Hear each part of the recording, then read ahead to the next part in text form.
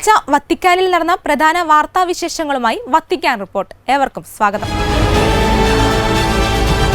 ദൈവവിളികൾക്ക് വേണ്ടി നിരന്തരം പ്രാർത്ഥിക്കണമെന്ന് ഫ്രാൻസിസ് പാപ്പ.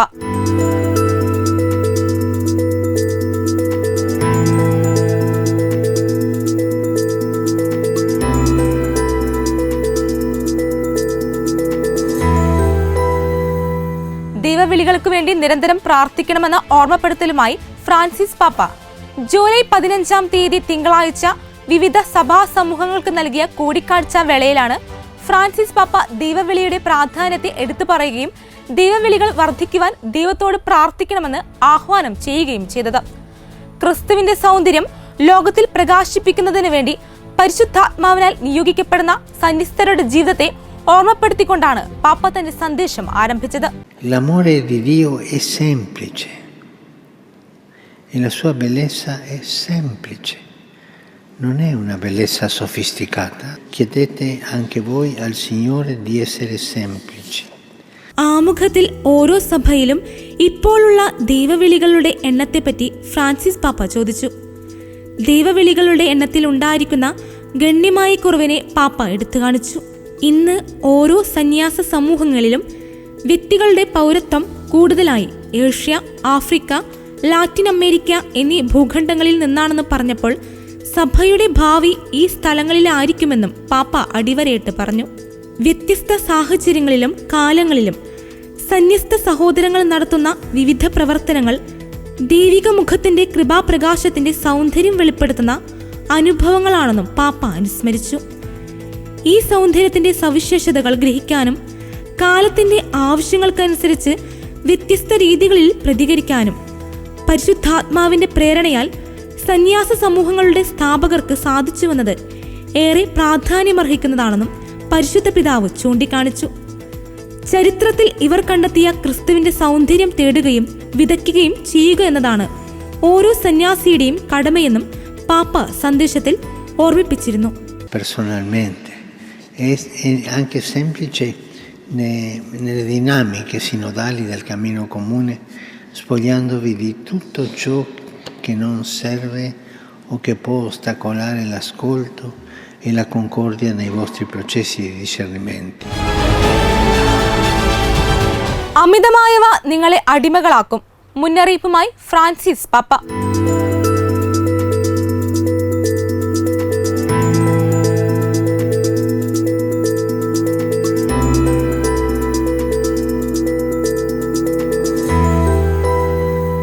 അമിതമായവ നിങ്ങളെ അടിമകളാക്കുമെന്ന മുന്നറിയിപ്പ് നൽകി ഫ്രാൻസിസ് പാപ്പ.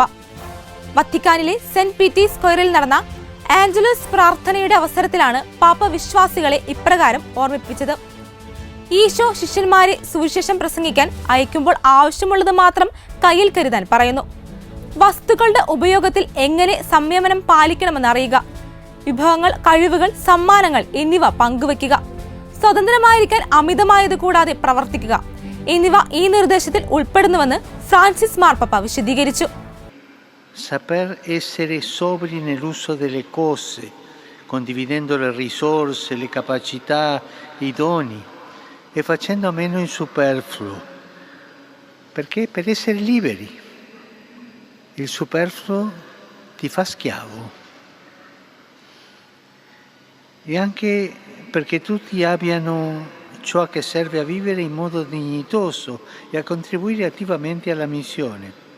E poi essere sobri nei pensieri, essere sobri nei sentimenti, abbandonando i preconcetti, abbandonando le rigidità che come bagagli inutili appesantiscono e intralciano il cammino, favorendo invece il confronto, l'ascolto e rendere così più efficace la testimonianza.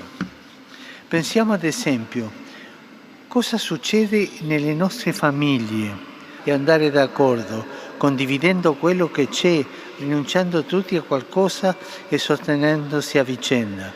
ആവശ്യമുള്ളതുകൊണ്ട് മാത്രം തൃപ്തി അടയുമ്പോൾ നമ്മുടെ കുടുംബങ്ങളിലോ സമൂഹത്തിലോ എന്താണ് സംഭവിക്കുന്നത്? കുറച്ച് മാത്രമാണുള്ളതെങ്കിലും ഉള്ളത് പങ്കുവെച്ചുകൊണ്ടും എല്ലാവരും എന്തെങ്കിലുമൊക്കെ വർജിച്ചുകൊണ്ടും പരസ്പരം താങ്ങായിക്കൊണ്ടും ദൈവസഹായത്താൽ മുന്നോട്ടു പോകാനും ഒരുമയിൽ നീങ്ങാനും കഴിയുന്നു. ഇത് തന്നെ ഒരു പ്രേക്ഷിത വിളംബരമാണ്. അത് വാക്കുകളേക്കാൾ മുന്നിലാണ്. കാരണം അത് പ്രായോഗിക ജീവിതത്തിൽ യേശുവിന്റെ സന്ദേശത്തിന്റെ മനോഹാരിതയെ പൂർണ്ണമാക്കുന്നു. ഈ രീതിയിൽ ജീവിക്കുന്ന ഒരു കുടുംബമല്ലെങ്കിൽ സമൂഹം അതിനു ചുറ്റും വാസ്തവത്തിൽ സ്നേഹത്താൽ സമ്പന്നമായ ഒരു അന്തരീക്ഷം സൃഷ്ടിക്കുന്നു. അതിൽ വിശ്വാസത്തിലേക്കും സുവിശേഷത്തിന്റെ പുതുമയിലേക്കും തുറക്കാൻ എളുപ്പമാണ്. അതിൽ നാം ഉപരി മെച്ചപ്പെട്ടവരായിരിക്കാൻ ആരംഭിക്കുകയും കൂടുതൽ ശാന്തരായിരിക്കാൻ തുടങ്ങുകയുമാണ്. നിങ്ങൾ ചിന്തകളിലും വികാരങ്ങളിലും ശാന്തരായിരിക്കുക. അവരുടെ ഭാഗിക ദർശനങ്ങളും മുൻവിധികളും കാഠിന്യവും ഉപേക്ഷിക്കുക.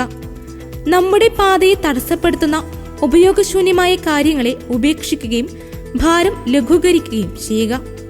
അപ്പോൾ അല്പമേ ഉള്ളൂ എങ്കിലും ദൈവത്തിന്റെ സഹായത്താൽ നമുക്ക് മുന്നോട്ടു പോകാനും ഒത്തുചേരാനും ഉള്ളത് പങ്കിടാനും കഴിയുമെന്നും പാപ്പ പറഞ്ഞു. E questo è già un annuncio missionario, prima e più ancora delle parole, perché incarna la bellezza del messaggio di Gesù nella concretezza della vita. Una famiglia, una comunità che vivono in questo mondo, infatti creano attorno a sé un ambiente ricco di amore, in cui è più facile aprirsi alla fede e alla novità del Vangelo e da cui si riparte migliori, si riparte più sereni. Se al contrario ognuno va per conto suo, se ciò che conta sono solo le cose che non bastano mai, se non ci si ascolta, si prevalgono l'individualismo, l'invidia, ma l'invidia è una cosa mortale, è un veleno. Si prevalgono l'individualismo, l'invidia, l'area si fa pesante, la vita difficile e gli incontri diventano più occasione di inquietudine, di tristezza e di scoraggiamento che occasione di gioia. കുട്ടികളുടെ വേനൽക്കാല ക്യാമ്പിൽ അതിഥിയായി Francis പാപ്പ.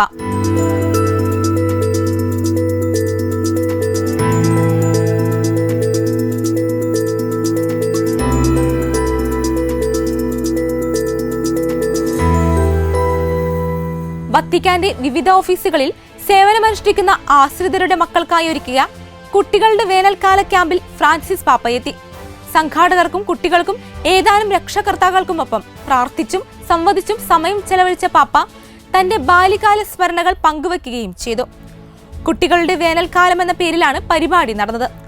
സഹോദരങ്ങൾ തമ്മിലും കുടുംബത്തിലും വഴക്കുകൾ ഉണ്ടാകുമ്പോൾ അവ കഴിയുന്നതും വേഗം അവസാനിപ്പിക്കണമെന്നും ഒരിക്കലും സംഘർഷ മനോഭാവത്തോടെ ഉറങ്ങാൻ പോകരുതെന്നും പാപ്പ കുട്ടികളെ ഉദ്ബോധിപ്പിച്ചു.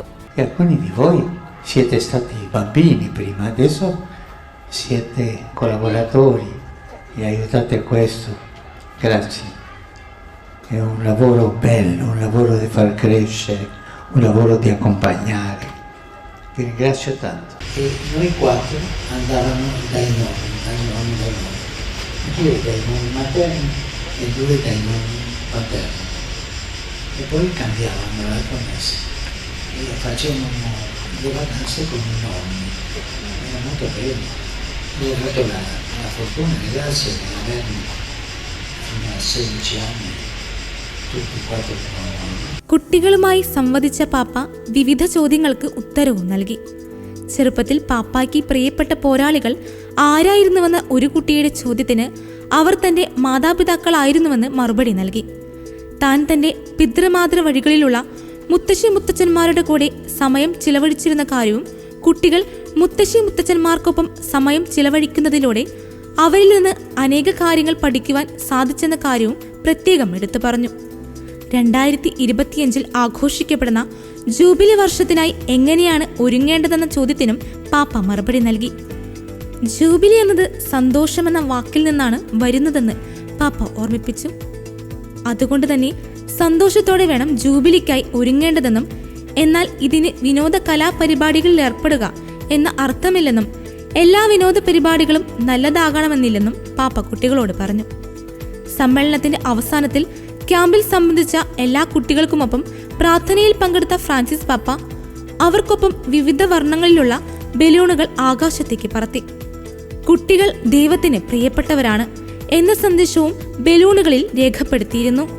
Fare la pace è la cosa più bella della vita. E dobbiamo imparare a fare la pace a casa, quando litighiamo con i fratelli o ci arrabbiamo. Mai andare a letto senza fare la pace. Avete capito? Lo diciamo tutti insieme. Mai andare a letto senza fare la pace. ആഗോള വയോജന ദിനത്തിൽ പൂർണ്ണ ദണ്ഡവിമോചനത്തിനുള്ള അവസരമൊരുക്കി കത്തോലിക്ക സഭ.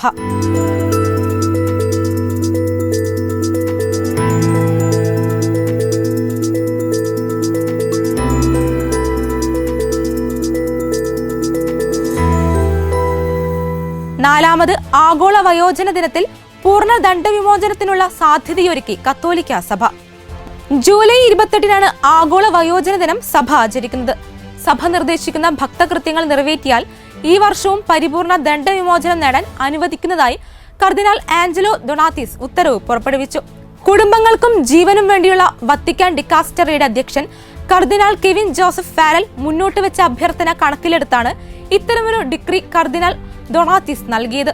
Francis പാപ്പ അപ്പസ്തോലിക പെനിറ്റൻഷ്യറിക്ക് അനുവദിച്ചിരിക്കുന്ന അവകാശങ്ങൾ ഉപയോഗിച്ച് സഭാമക്കളുടെ വിശ്വാസം വളർത്തുന്നതിനും ആത്മാക്കളുടെ രക്ഷ ഉറപ്പുവരുത്തുന്നതിനുമായാണ് പരിപൂർണ ദണ്ഡവിമോചനം നേടാനുള്ള ഇത്തരമൊരു സാധ്യത മുന്നോട്ട് വെക്കുന്നതെന്ന് ഡിക്രിയിൽ കർദിനാൾ ഡൊണാത്തിസ് വ്യക്തമാക്കി.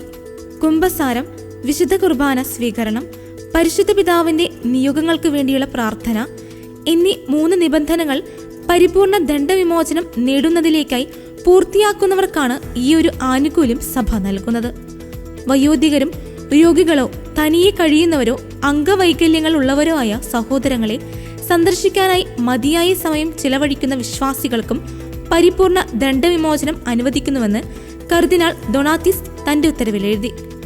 വാർത്താമാധ്യമങ്ങളിലൂടെ ഈ ആഗോള ദിനവുമായി ബന്ധപ്പെട്ട ചടങ്ങുകളിൽ ആധ്യാത്മികമായി പങ്കെടുക്കുകയും കാരുണ്യവാനായ ദൈവത്തിന് തങ്ങളുടെ പ്രാർത്ഥനകളും ജീവിതത്തിലെ വേദനകളും സഹനങ്ങളും സമർപ്പിക്കുകയും അതോടൊപ്പം പാപത്തിൽ നിന്ന് അകന്നു ജീവിക്കുകയും ദണ്ഡവിമോചനത്തിനായുള്ള 3 നിബന്ധനകളും കഴിയുന്നത് വേഗം നടത്താമെന്ന ഉദ്ദേശത്തോടെ ഇത്തരമൊരു വിമോചനത്തിനായി ആഗ്രഹിക്കുകയും ചെയ്യുന്ന രോഗികളായ വയോധികർക്കും അവരെ പരിപാലിക്കുന്നവർക്കും വീടുകളിൽ നിന്ന് ഗുരുതരമായ കാരണങ്ങളാൽ പുറത്തിറങ്ങാൻ സാധിക്കാത്തവർക്കും പൂർണ്ണ ദണ്ഡവിമോചനം ലഭ്യമാക്കുമെന്നും സഭാ കോടതി വ്യക്തമാക്കി.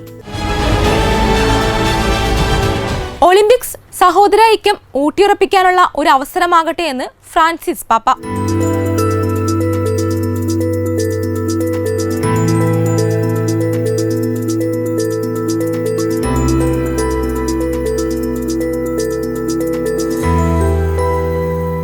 ജൂലൈ 26 മുതൽ ആഗസ്റ്റ് 11 വരെ പാരീസിൽ നടക്കുന്ന ഒളിമ്പിക്സ് മത്സരങ്ങളുടെ ഉദ്ഘാടനത്തിന് മുന്നോടിയായി ജൂലൈ 19-ന് പാരീസിലെ ദേവാലയത്തിൽ ഫ്രാൻസിലെ വത്തിക്കാൻ പ്രതിനിധി ആർച്ച് ബിഷപ്പ് ചെലസ്റ്റിനോ മില്ലോറയുടെ മുഖ്യ കാർമ്മികത്വത്തിൽ വിശുദ്ധ ബലിയർപ്പിച്ചു. നിരവധി മെത്രാന്മാരും വൈദികരും സഹകാർമ്മികത്വം വഹിച്ചു. ഒളിമ്പിക്സ് മത്സരങ്ങളുടെ സംഘാടക സമിതി അംഗങ്ങളും നയതന്ത്ര പ്രതിനിധികളും വിശുദ്ധ ബലിയിൽ പങ്കെടുത്തു. തദവസരത്തിൽ ഫ്രാൻസിസ് പാപ്പ നൽകിയ സന്ദേശവും വായിക്കപ്പെട്ടു. സന്ദേശത്തിൽ ആസന്നമാകുന്ന ഒളിമ്പിക്സ് മത്സരങ്ങൾ സാഹോദര്യത്തിന്റെ സന്ദേശം ലോകത്തിന് പകരാനാകട്ടെ എന്നും പാപ്പ ആശംസിച്ചു.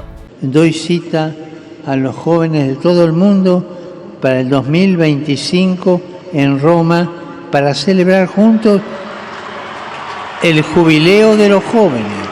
മത്സരത്തിൽ പങ്കെടുക്കാനായി വിവിധ ഇടങ്ങളിൽ നിന്നും എത്തുന്നവർക്ക് വേണ്ടി ക്രൈസ്തവ സ്ഥാപനങ്ങളുടെ വാതിലുകൾ തുറക്കുന്നതോടൊപ്പം മറ്റുള്ളവർക്കായി ഹൃദയവാതിലുകളും തുറന്നു കൊടുക്കണമെന്ന് പാപ്പ അഭ്യർത്ഥിച്ചു. ദുർബലരെയും സഹായം ആവശ്യമുള്ളവരെയും ചേർത്ത് നിർത്തുന്ന സമൂഹം അഭിനന്ദനം അർഹിക്കുന്നുവെന്നും പാപ്പ കൂട്ടിച്ചേർത്തു.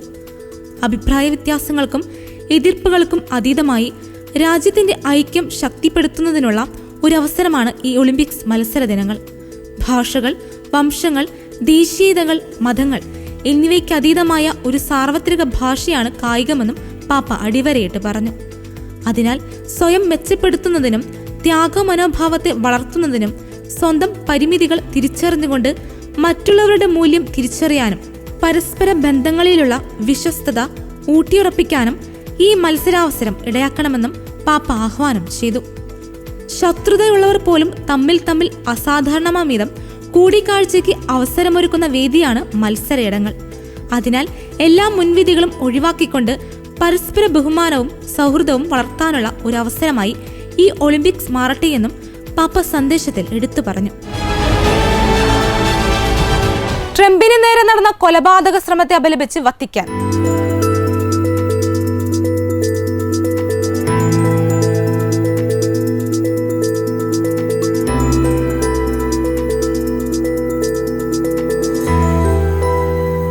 മുൻ പ്രസിഡന്റും ഇത്തവണത്തെ അമേരിക്കൻ പ്രസിഡന്റ് സ്ഥാനാർത്ഥിയുമായ ഡൊണാൾഡ് ട്രംപിന് നേരെ നടന്ന കൊലപാതക ശ്രമത്തെ അപലപിച്ച് വത്തിക്കാൻ. ജനങ്ങളെയും ജനാധിപത്യത്തെയും വ്രണപ്പെടുത്തുകയും ദുരിതമുണ്ടാക്കുകയും ചെയ്യുന്ന അക്രമ സംഭവങ്ങളിൽ വത്തിക്കാൻ ഉത്കണ്ഠ പ്രകടിപ്പിക്കുകയാണെന്ന് പ്രസ്താവനയിൽ പറയുന്നു. അമേരിക്കയ്ക്കും ഇരകൾക്കും വേണ്ടിയുള്ള US ബിഷപ്പുമാരുടെ പ്രാർത്ഥനയിൽ ചേരുകയാണെന്നും അക്രമത്തിന്റെ പശ്ചാത്തലത്തിൽ വത്തിക്കാൻ പ്രസ്താവിച്ചു. soltanto in fare muri sia dove sia e non fare ponti non è cristiano.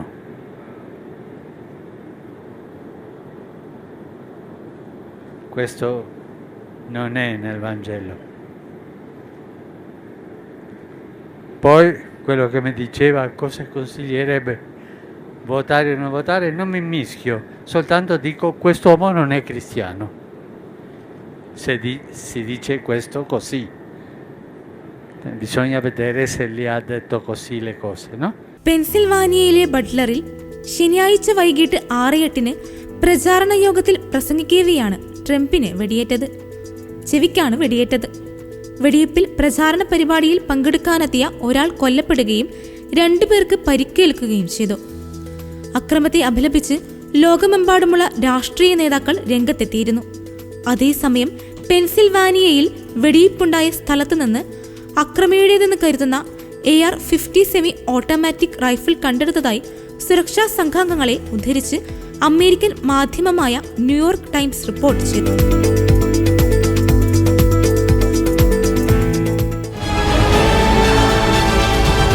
ഇതോടെ ഈ ആഴ്ചയിലെ വത്തിക്കാൻ റിപ്പോർട്ട് പൂർണ്ണമാകുന്നു. അടുത്ത ആഴ്ച പുതിയ എപ്പിസോഡുമായി വീണ്ടും കാണാം. നന്ദി.